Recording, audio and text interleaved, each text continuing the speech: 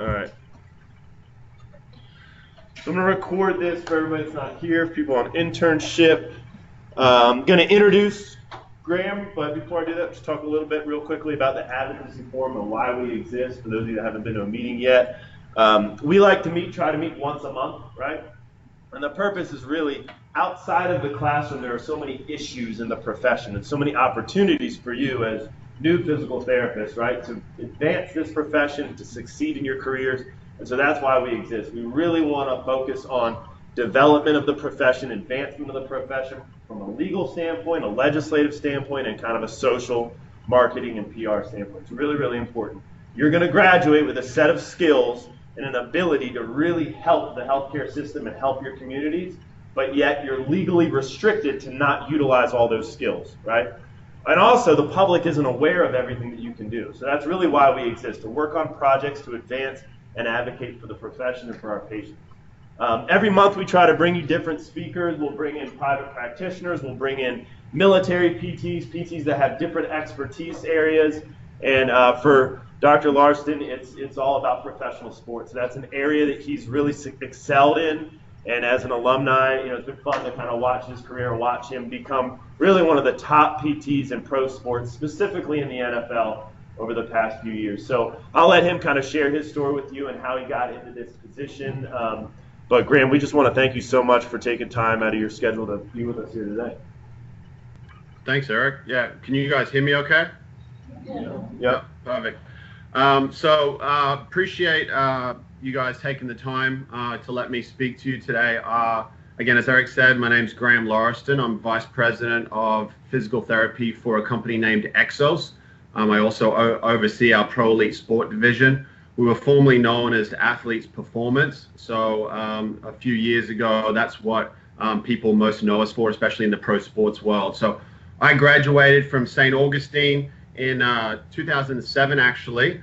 Todd, I should say Dr. Bourgeois, is a close friend of mine. We graduated together, and so I'm assuming most of you know him. And from there, I got my MTC in 2008. But as soon as I graduated, I joined IMG Academy in Bradenton, Florida, and was there for about 5.5 years. For the first 2 years, I worked under another MTC USA grad who hired me there. And then for the last 3.5 years, I was director of the physical therapy department there. And then consequently joined API at the time, and have spent the last 6 years with Exos, where our headquarters are in Scottsdale, Arizona. So I don't have anything formally to present today, just to kind of give you a little bit of a background of how I got into pro sports, what I've learned since then, what we look for physical therapists in that kind of space. And then, feel free to have an open discussion. Any questions that you might want to fire my way, I'd be more than happy to work with. So if I back up, I'm originally from Australia. Hopefully you can still tell I've got a bit of an accent, but I've been over here 16 years. I came over on a tennis scholarship. Tennis has always been, and sports had always been my life. So from very, very early on, I knew I wanted to be in the sports medicine field. I wasn't sure that physiotherapy was what it was, but quickly realized once I got helped by a couple of great sports physios in Australia that that's what I wanted to do. So I came over here, played college tennis for 4 years, and then was trying to decide whether to go back to Australia to go to physio school back home or stay over here. So being from Australia, we have a very strong physiotherapy background. I'm sure you guys have, become well versed in a lot of the physio training in Australia, and obviously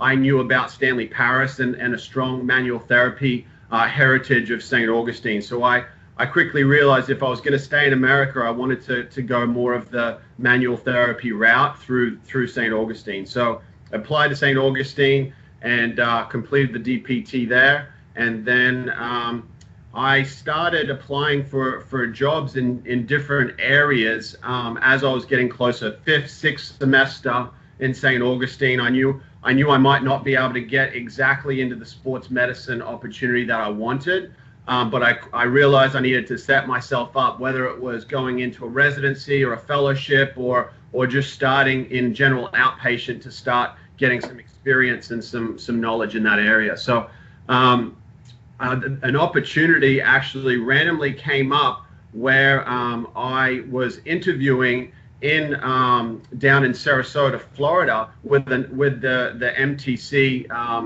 therapist that ended up hiring me at IMG. He was at another company. I didn't even know IMG was hiring at the time, and he left that company a few months later. And then I was back in 7th semester in St. Augustine, and he tracked down one of our professors through the Florida Physical Therapy Association and asked if he could speak to me. So during my 7th term, I drove down to IMG, and this was all through a St. Augustine MTC connection. Interviewed with him, and was fortunate enough to be offered the position. So quickly, straight out of school, I had my dream job in sports medicine. And I don't know if any of you know. Raise of hands, anyone know about IMG Academy or heard of it? Okay, great. Anyone heard of Exos or API, Athletes Performance? Okay.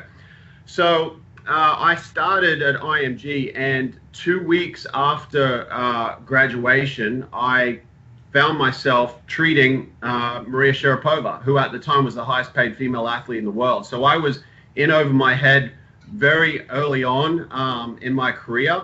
But what I truly, and this is part of what I like to tell, especially St. Augustine grads, is what allowed me to work well with her and other elite athletes, especially with very little experience in the profession, was my manual therapy skills and what I had been taught to get my hands on a client and show how your hands can actually really help someone. There's a lot of therapy training out there that has gone away from the hands-on manual therapy, but I really truly believe is what allowed me to swim versus sink was having a really strong and being confident with my hands, no matter whether I'm working on $100 million shoulder or the average, Joe Blow off the street. So I then realized that I wanted to continue to gain more experience and needed to get more experience in the strength and conditioning and performance side of things. So I then surrounded myself with and spent time with the best strength and conditioning coaches that IMG had to offer. After hours, after clinic, I would go and spend time with them and learn from them and understand the terminologies and the performance background. Ended up getting the performance certifications. And then the connections that I made at IMG allowed me the opportunity to go into either a professional team environment or with Exos. And that's where a great opportunity, another step up in my career came with Exos, where they hired me to oversee their pro elite sport division. So now a little bit of background around Exos. So we were founded in 1999 as Athletes Performance Institute, like I stated earlier, and it was purely founded as a refuge for athletes. And they were the ones pioneering human performance. Our founder, Mark Verstegen, any of the strength and conditioning coaches out there will typically know his name. He quickly realized that to optimize human performance, you needed a very well-rounded model with everything under one roof. That included performance, that included the strength and conditioning, the rehabilitation, and the nutrition side of things, and the mindset side of things. So he was the one that pioneered that whole model. And from there, it started with 5 employees in 1999, and now we're over 4,500 employees in 26 different countries. We work with the U.S. military. We have 26 therapists staffed on U.S. military bases around the country. We work with a massive number of professional teams with contracting agreements that I also service as well. The German national team and a lot of other international Olympic committees. So it has been an absolute privilege and an honor to be able to see how my physical therapy degree at St. Augustine opened me up to a bunch of these opportunities. And I've definitely had some learnings along the way. Like I said, initially when I started with IMG, I was not well-rounded outside of manual therapy and just my background in sports. I didn't have an ATC. I didn't have CSCS or PES or any of those other certifications, but what really got me in the front door and got me to communicate and work well with these athletes was understanding the sport and the profession, working well with others, different disciplines, and not having an ego about it. And then also understanding that the manual therapy plays a really strong component, along with other modalities along the way that are common in pro sports. And then the Therex component definitely plays a role. But I can't say enough about how I was very comfortable in manual therapy, and that's when the athletes start to gravitate towards me, because they knew that when you get your hands on someone and you know what you're doing, you have good evaluation and assessment skills. That's the overall foundation of gaining buy-in from the athlete. And that's the first thing. If you're working with a pro athlete one-on-one and you don't show that you're confident with your evaluation skills, your treatment planning, your hands-on skills, then you're going to lose buy-in very quickly from the athlete, and they're going to move on to the next person, because they know that they have a ton of different opportunities as it relates to rehabilitation, even outside of a physical therapist, that they have access to. So that's kind of just a general overview. And the last thing I'll just let you know is a big role in my company now, or my position, is also staffing physical therapists with professional athletes in this country and around the world. So we have PTs with NFL players, we have PTs with the world's #1 motocross, supercross, other extreme sports, the WTA, ATP tour. So there's a lot of great opportunities outside of going with a professional organization or a university that you can look at getting into. But I really think it starts with having a strong foundation, which you guys definitely will have coming out of St. Augustine, and then making sure you're giving yourself the opportunity, whether it's through residencies or fellowships or different certifications, which I can give you some of the specific ones that we look for when we're hiring or we're looking for interns, that play a very important role. So again, a lot of overview there and going in a lot of different directions. So Eric, I'm happy if there's anything else that you or the students want me to dive into, or any specific questions, then feel free. Yeah, that's great. Thank you. Let's open up for questions. Anybody have any questions or specific topics you want to dive into? Yes, sir. So how does it differentiate between what you do and like the physical therapist on staff for, like, say, NFL? Say that, I didn't hear that last part. Say that again. How would you differentiate what you do versus like the staff PTs and ATC's rehab team for a pro sports team? Well, I would say that, there's definitely overlap there. Don't get me wrong. I'm not saying that PTs on professional teams don't do manual therapy, but I would say what differentiates the roles that I might do, or I might put some of our other clinicians in, is a little bit more individualized attention. And I will be honest, there's some really good manual therapists in professional sport, but there's also a lot of pretty average therapists that don't really put their hands on their clients and rely on a lot of modalities and exercises that honestly don't allow the client to maybe make the progressions or get better faster. So I would say we also have the time when, if you're working with a professional athlete one-on-one and PTs in a professional environment, especially in the NFL, they might have, 50, 60 guys to handle. In NBA, maybe 15, 18. In MLBs, you've got 30, 40, something like that. So the amount of individual one-on-one time that you can spend with an individual also plays a big role in that. Awesome. Thanks. for topics you guys want to do? I have a question. Yes. What specific certification did you say you guys look for like an internship or an incoming student that really graduated? Yeah, so a couple of the staple ones. It's not absolute mandatory. Again, I didn't have some of these when I was coming out. It definitely doesn't hurt to have an ATC degree. That's always great, especially in the sports medicine environment, but definitely not needed. The SCS is a great one through the APTA, obviously. We like our younger clinicians getting into sports medicine to have that if possible. And then some sort of strength and conditioning background, whether it's CSCS or PES. Exos offers our own certification that if you do an internship with us, you actually you get it complimentary to go through, but prior to the internship. It's called the XPS certification. It's an online platform. So those would be the biggest ones that we would initially look at, whether we're hiring in our legacy facilities or military or pro sports.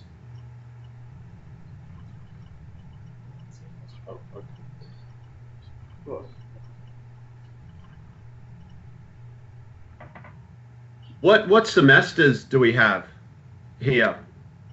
We got a little bit of everything. Nice variety from first through I thought some seventh.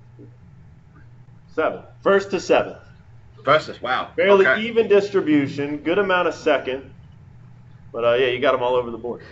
Yeah, internships is obviously great too. If you have the opportunity, if you're really passionate about getting into sports, like getting an internship that has some sort of sports setting is great, and a great thing to add to your resume, especially when you're looking to get in the field. And then, like I said, I mean, there's a lot of sports residencies out there. A lot of fellowships out there that are great opportunities to build your experience and get that mentorship and tutelage under someone early on in your career. So those things are definitely great. And then also taking time personally, whether it's observing or volunteering at high school, college, whatever, sporting environment that will allow you to get some experience, create those personal connections, is one of the, and also add it to your resume. Those things are really huge. And like one thing when I look for placing individual therapists with just one professional athlete, it really comes down to, yes, your skill set is important, but it's creating that personal connection with someone. Because you're spending a lot of time with that individual, actually in the professional sports, they're probably spending more time with their therapist than any of the other skill sets in their professional all the time, especially if they're injured. So we have a lot of one-on-one time to form a personal connection and communicate with that person. And I can tell you right now, you can be the best therapist in the world, but if there's not a personal connection there, you won't last long with that client. We've definitely had that before with different trial periods with different athletes where the skill set was absolutely perfect, exactly what they were looking for, but the connection just wasn't there, and you had to move on. How many athletes do you work with within a given year, and like how much time would you say you spend with them? Myself or our company? Both? Probably yourself and maybe the average PT that works for Exos. Yeah. So the average therapist that works in our Exos facilities is a full-time employee working, anywhere, depending on the time of year, anywhere from 40 hours a week to 60 hours a week during some of our busy seasons. But we have quite a lot of fluctuation in our facilities. We run a very large NFL combine training program. We actually we send about 33% of our athletes that we train go to the draft. 33% of the entire draft is made up of athletes that trained with us. So we had about 130 or so go last year to the NFL draft. So from January to February, we have combine athletes coming out of college getting ready for 8 weeks And we also have MLB spring training going on, which is a very busy time of the year from us around that same time. So our facilities are extremely packed during that time of year, and that's when our clinicians are working longer hours and working with a very much higher ratio of pro sports compared to general population. But then there's also certain times of the year where we might be working with more general population than they are professional athletes. We do have kind of a good, consistent basis of high school and college for rehab, but there are definitely times when it's more general population and outpatient orthopedics. So that's one thing in kind of a pro facility like ours or IMG Academy, is a lot of people think, oh, if I'm going to go work there, I'm treating, pro athletes 100% of the time. That's not the case. And the only setting you're really going to do that is if you're with a pro team, to be honest. These pro facilities, even D1 and some of these other groups, you're spending a lot of a good amount of time with outpatient orthopedics. That's why it's important, obviously, to be a well-rounded clinician as well, because one minute you might be treating a $100 million athlete and everything's on the line with a very, very specific injury. And then the next minute you might have a 55-year-old coming in with chronic back pain, and you've got to completely switch up your frame of mind, how you approach it, how you progress them, and your general thought process. So our clinicians, again, full-time all year round, and depending on times of year, they'll kind of fluctuate with what they're seeing. I have a very unique role. So I go to Phoenix, Arizona for January and February and lead and oversee our combine and spring training. So I'm treating 100% of the time with combine and that. And then I also work individually, and the only reason I'm allowed to say this is because the client has allowed me to say it, is Odell Beckham Jr., a football player in the NFL. I had him for combine his very first year and have worked with him individually since.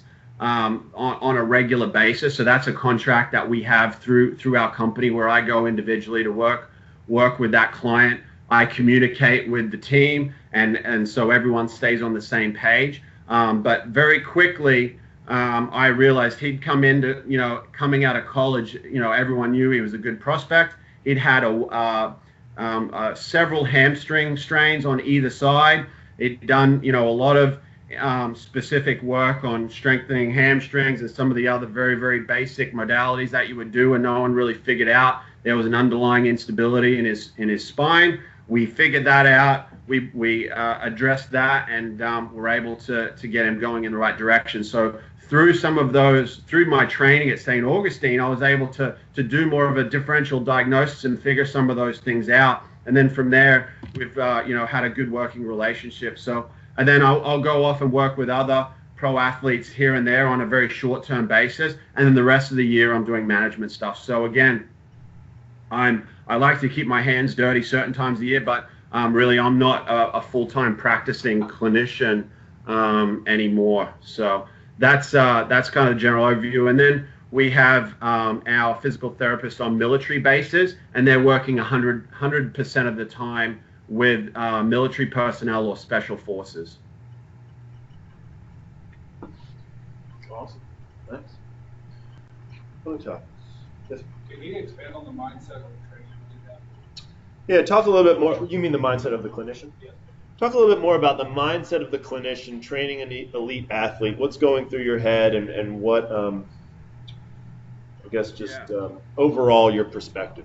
Yeah, so, I mean, at the very core of it, like I was saying, is you got to understand what the impairments are. Obviously, you need to create the diagnosis, understand what the impairments are, create a treatment plan, as you would any client that you're working with. But the other things that go into that that kind of heighten the pressure a little bit, if you will, is understanding that you might need to be able to be very clear and concise with how long you believe that athlete's going to be out or take to get better. You need to be able to understand and switch gears of communicating with the athlete versus communicating with his agent versus communicating with the coach versus communicating with the strength and conditioning staff, the dietitian, the mental conditioning coach, the sports psychologist. And so, understanding, you know, you got to check your ego at the door, but you also got to be very confident with, you know, being able to articulate what your plan is and how long you think things are going to take, and making sure everyone's on the same page. And so, you know, a good example of that is I don't speak to my client like I would speak to his agent. You know, sometimes the agents are like, I don't need any extra information. I don't even want to know what's going on. Just tell me how long he's going to be out.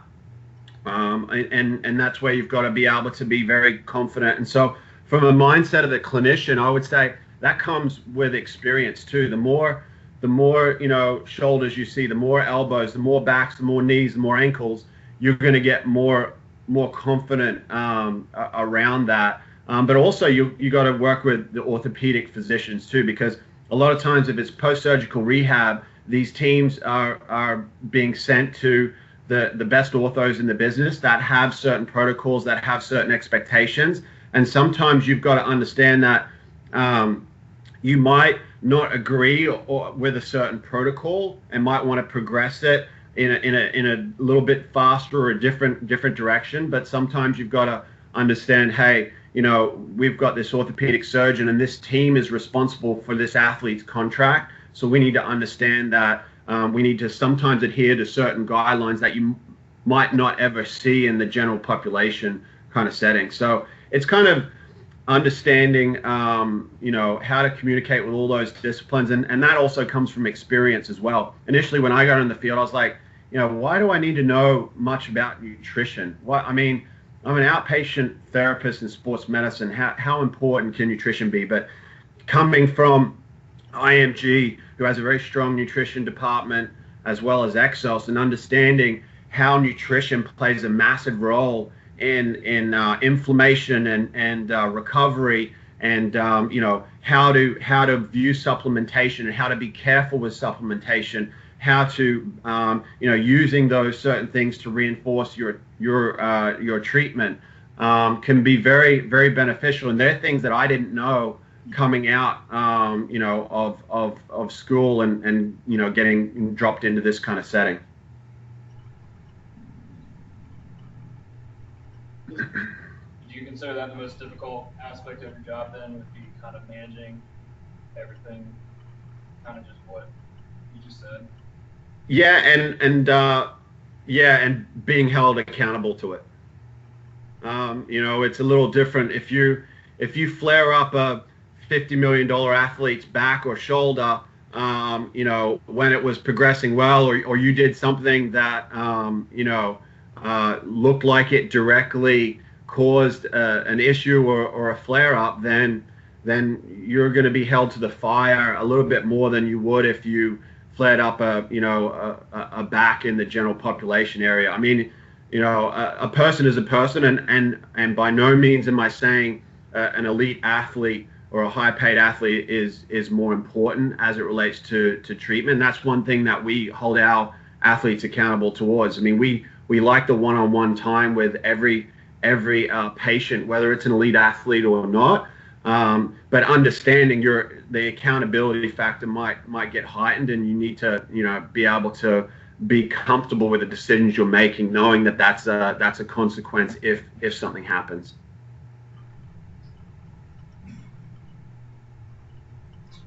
Talk a little bit about what do you have coming up on the horizon? What are kind of some of the things that you're excited about, new technologies in the field and opportunities that you see for PTs in kind of your space? Yeah, that's a good one.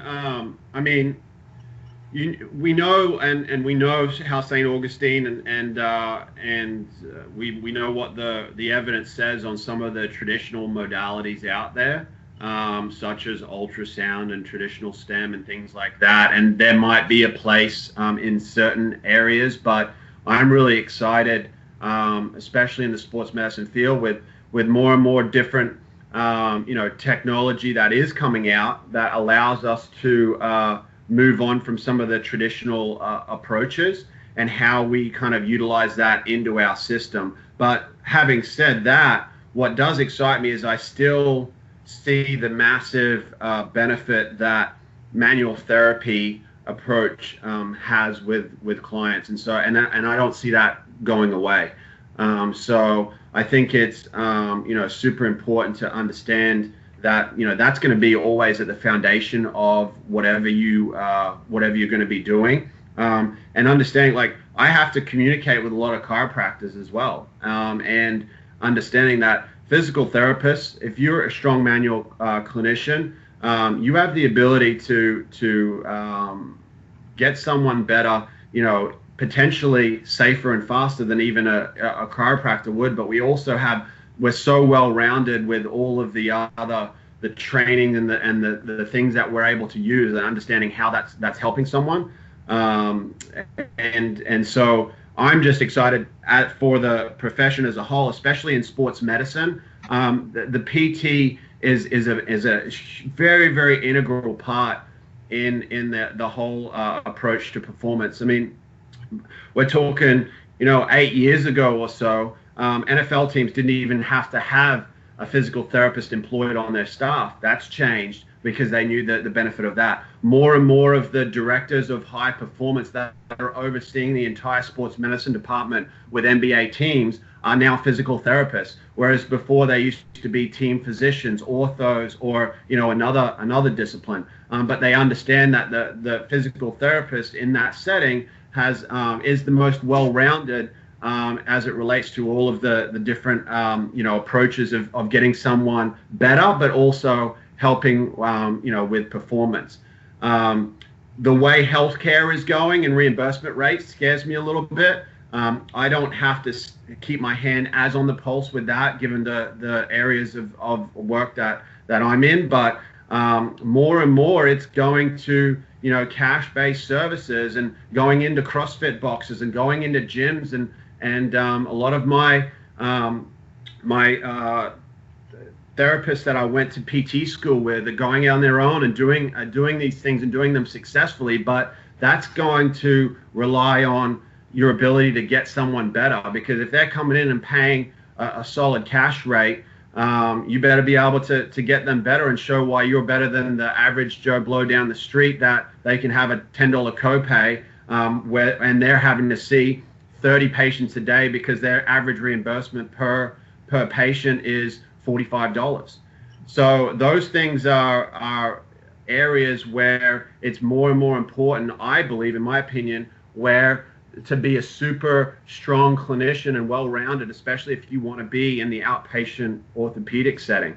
Those are the things that really kind of jump out to me. I mean, and then again, Eric's, as you're very involved with, and like litigation about things like dry needling and other certain modalities. I mean, dry needling is my most powerful modality that I use outside of my hands.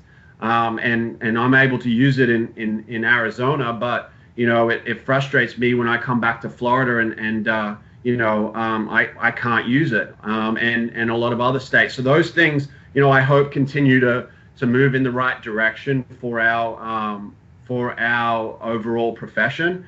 And it's people like Eric that are the ones that are kind of leading the way. Dr. Stamborough and others are very, very influential in what our profession is going to be able to do in the next 5 to 10 years. Because if chiropractors and acupuncturists have their way, we're going to be going back to do 3 sets of glute bridges and 3 sets of straight leg raises and some soft tissue work, and off you go. So again, I think that's going to be a huge part for our future. Awesome. What key piece of advice would you give a student, at this point in their career, early on, not specific to sports, but just general success? Looking back on your career and your time as a student, what would you tell your old student self now? Your first, if at all possible, when you're coming out of, internships are great. You can learn a lot from an instructor in a few months by far, but get yourself, if you're really serious about becoming the best clinician you can, get yourself under the mentorship or guidance of a experienced clinician that you think you would want to learn from, or has a skill set that you would want to get closer towards, or get in with a company that has a really strong mentorship program or residency or something like that. The first couple of years out of school, that's going to set you up for your whole career. So if you have to take a little less money your first year out and you have the opportunity to do those things, then absolutely, I would take full advantage of it. If your goal is to be the best clinician you can, there's going to be so much learning that you're going to be doing those first couple of years out, that I think that is so brilliant. And I mean, when I started with IMG, full disclosure, I came out of St. Augustine with $85,000 in student loans, and I took less money to join IMG because I knew that that was my dream experience.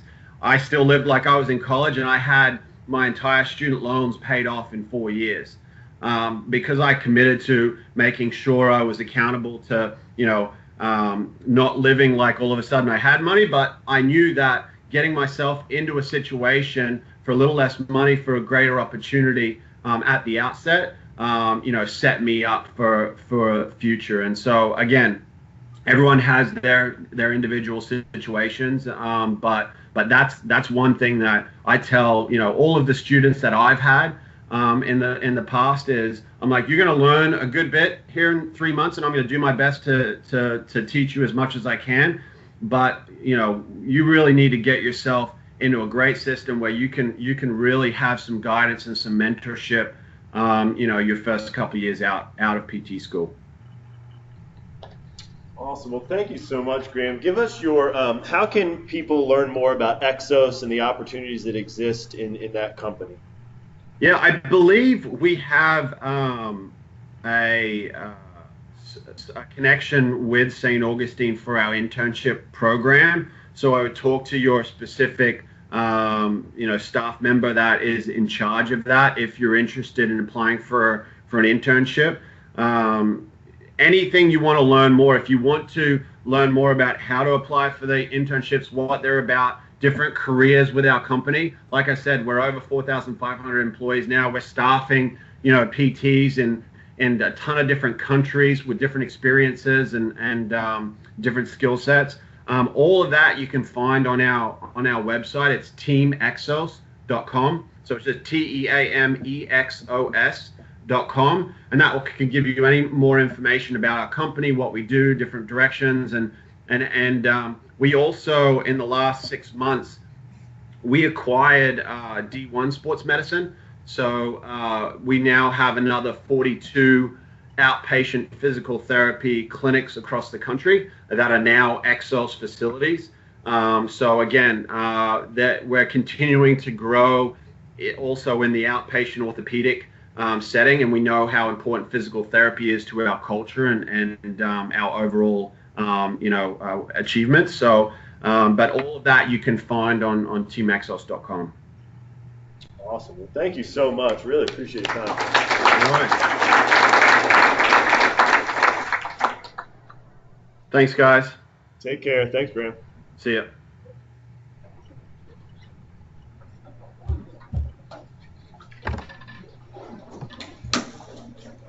Guys, don't forget, PT Pub Night is tomorrow night, 6 o'clock at Poolside Dinery. So take a break from studying and join us.